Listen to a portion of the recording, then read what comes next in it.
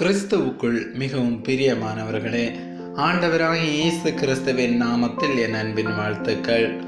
இன்றைக்கு ஆண்டவர் உங்களை பார்த்து சொல்றாங்க. ஏசாயா 40ஆம் அதிகாரம் 31வது வசனம். கர்த்தருக்கு காத்திருக்கிறவர்களோ புதுப்பெலன் அடைந்து கழுகுகளைப் போல செட்டைகளை அடித்து எழும்புவார்கள்.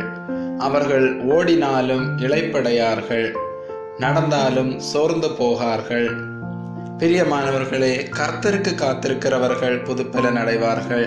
நாம் கர்த்தருக்காக காத்திருக்கின்றோமா? நாம் நம்முடைய தேவைகள், சில நிகழ்வுகள் கூட நமக்கு உடனே நடக்க வேண்டும் என்று நினைக்கிறோம். அது நடக்கவில்லை என்றால் நாம் ஆண்டவரை குறை கூறுகிறோம். சில நேரங்களில் கர்த்தரை கூட ஏற்க மறுக்கிறோம். கர்த்தர் சொல்லுகிறார், கர்த்தருக்காக காத்திருக்கிறவர்கள் புதுப்பெலன் அடைந்து கழுகுகளைப் போல செட்டைகளை அடித்து எழும்புவார்கள். நாம் நம்முடைய பாவ வழிகளை விட்டு கர்த்தருக்காக காத்திருப்போம். கர்த்தருக்காக காத்திருக்கும் போது நம்முடைய பாவம் மன்னிக்கப்படும். பாவ வழிகளில் இருந்து விடுதலை உண்டாகும்.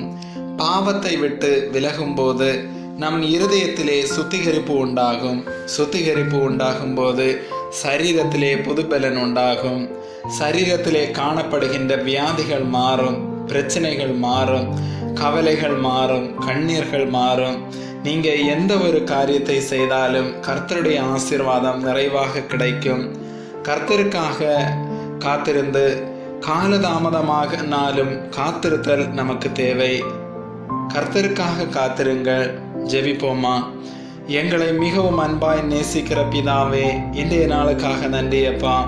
எங்களுடைய தேவைகளுக்காக மட்டும் காத்திருக்காமல் உம்முடைய விருப்பத்தின்படியும் என்னவென்று அறிந்து அதன்படி நாங்கள் நடக்கவும், எங்களுடைய பாவ வழிகளை விட்டு விலகவும் எங்களுக்கு பலன் தாரும். பாவத்தினால் வந்த சரீர பலவீனங்கள் மாறட்டும். இயேசுவின் நாமத்தில் ஆமேன். God bless you.